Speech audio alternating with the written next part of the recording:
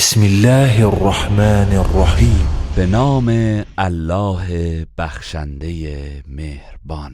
سبح اسم ربك الأعلى الذي خلق فسوى والذي قدر فهدى والذي أخرج المرعى فجعله غثاء أحوى.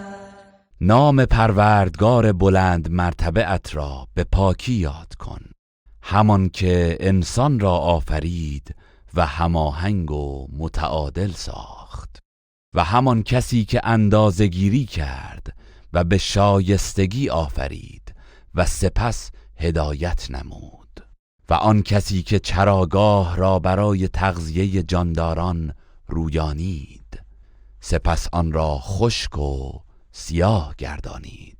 سنقرئك فلا تنسى إلا ما شاء الله إنه يعلم الجهر وما يخفى.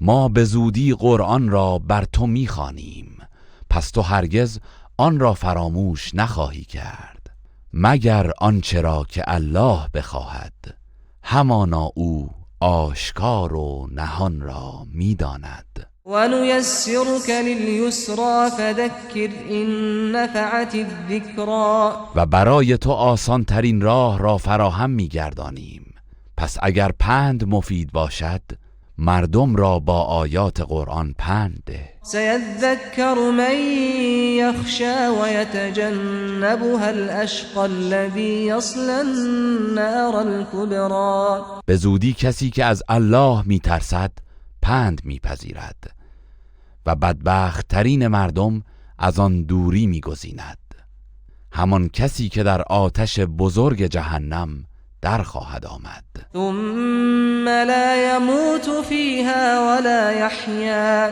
و در آن آتش نه می‌میرد و نه زنده می‌ماند. قد افلح من تزكى وذكر اسم ربه فصلى. یقینا کسی که خود را از کفر و گناه پاک کند رستگار خواهد شد، و نیز کسی که نام پروردگارش را یاد کند و نماز بگزارد. بل تؤثرون الحياة الدنيا والآخرة خير وأبقى. ولی شما مردم زندگی دنیا را بر آخرت ترجیح می دهید، در حالی که آخرت بهتر و پاینده تر است. إن هذا لفي الصحف الأولى صحف إبراهيم وموسى. به راستی این پندها در کتاب‌های آسمانی پیشین نیز بود، کتاب‌های ابراهیم و موسی.